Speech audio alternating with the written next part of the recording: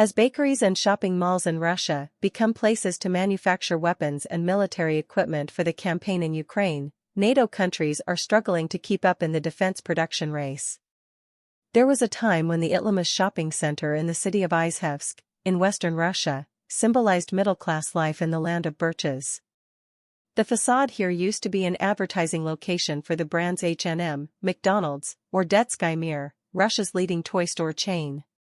At this time, both Western and Russian brands have disappeared. The Italmus shopping center is now the Italmus Scientific Research Center, specializing in the production of Lancet attack UAVs for special military operations in Ukraine. And this is just one of many civilian sites that have become weapons production facilities since the outbreak of hostilities.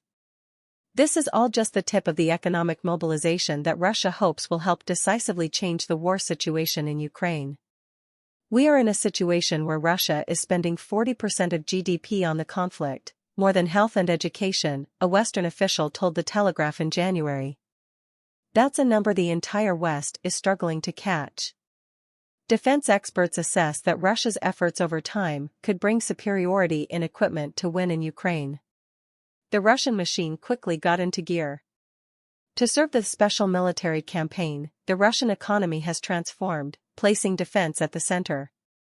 According to the draft budget for 2024 to 2026 that the Russian Ministry of Finance announced in October 2023, this number will be 10.78 trillion rubles, $109 billion in 2024, equivalent to 29.4% of total estimated spending, calculated as 36.66 trillion rubles. Meanwhile, in 2021, the year before the conflict broke out, Russia's defense spending accounted for only 14.4% of total spending. In a report to the National Assembly in December 2023, Russian Defense Minister Sergei Shoigu said that Russia had produced 1,530 tanks and 2,518 armored fighting vehicles.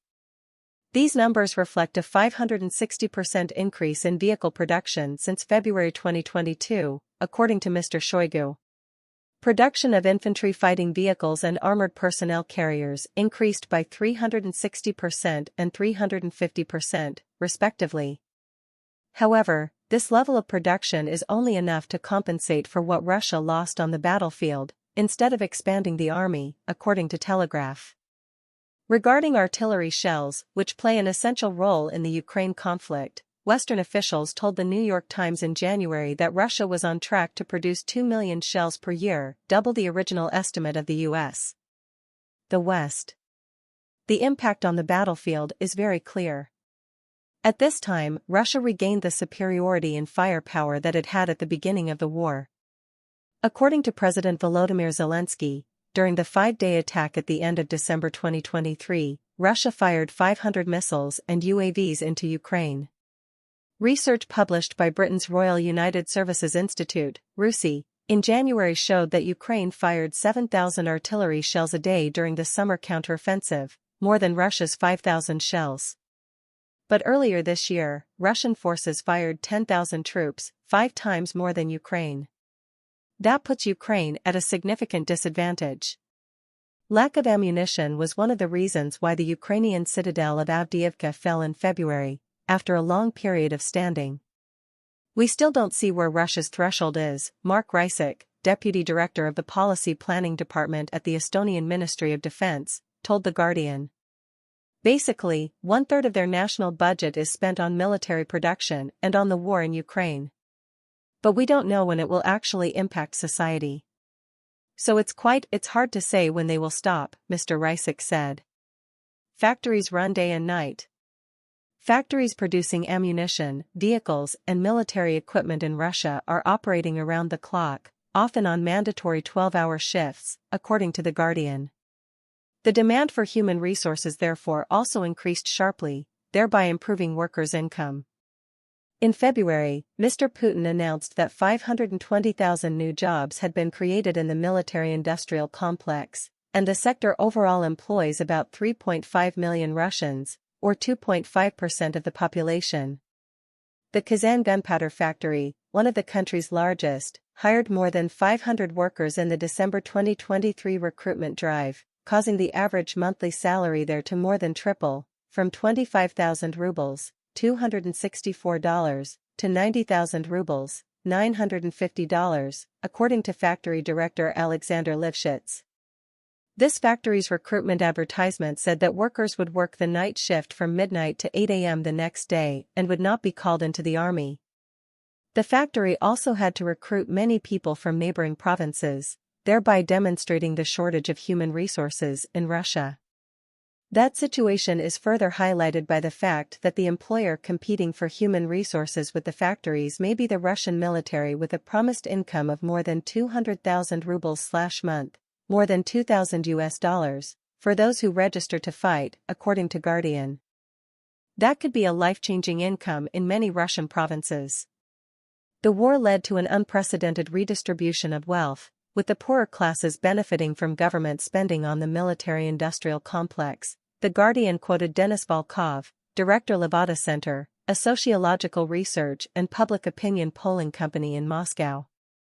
Workers at military factories and families of soldiers fighting in Ukraine suddenly have more money to spend.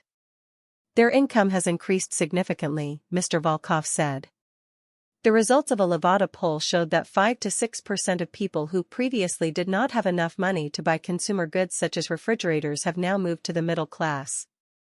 According to a Moscow Times analysis of Russian labor data in November 2023, machinists and welders in Russian military equipment factories are earning more than many white-collar positions such as managers and lawyers. The West temporarily finds it difficult to keep up. The situation is almost completely opposite in the West, at least in the aspects that matter most to Ukraine, such as artillery shell production. By February 2023, 1 year after the war broke out, European production is estimated to reach only 300,000 artillery shells/year. In November 2023, German Defense Minister Boris Pistorius admitted that the EU would not be able to meet the EU's commitment to supply Ukraine with 1 million artillery shells by March this year. Can Russia surpass the West in the production of submarines or destroyers? No, but can it surpass the West in the production of artillery shells? Yes, said Dmitry Alperovich of the private organization Silverado Policy Accelerator Consultant, said. Russia has very quickly moved into a state of wartime production, while the West has not been able to do this. This is understandable because we are not in a war and this conflict is not of vital significance to us as with Ukraine, Mr. Dmitry said. According to Telegraph, Russia's current defense output is unlikely to provide enough equipment for the country to continue its general attack in 2024. The reason is that 2 years earlier, Russia had suffered many losses. But there are signs that the Kremlin is thinking beyond the end of the year. They are talking about mobilizing the defense industry in the next 3 years, which means they are thinking about fighting for at least another 3 to 4 years. The Telegraph quoted a defense industry insider as saying. This means that if the West does not act, Ukraine could lose.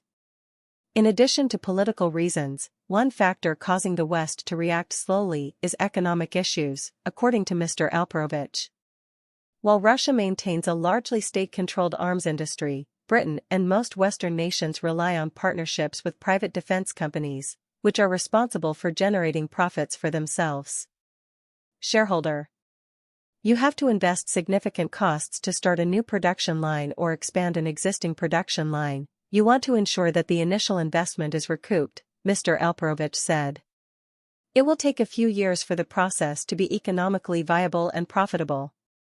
So it's completely understandable that defense contractors don't want to suffer, especially when it comes to munitions like bullets, fireworks, he said. They know that the US military and NATO military do not rely much on artillery. So, if the fighting in Ukraine ends soon, and hopefully it will, they worry that there won't be many customers for their production lines. Enhanced production, Mr. Alperovich pointed out.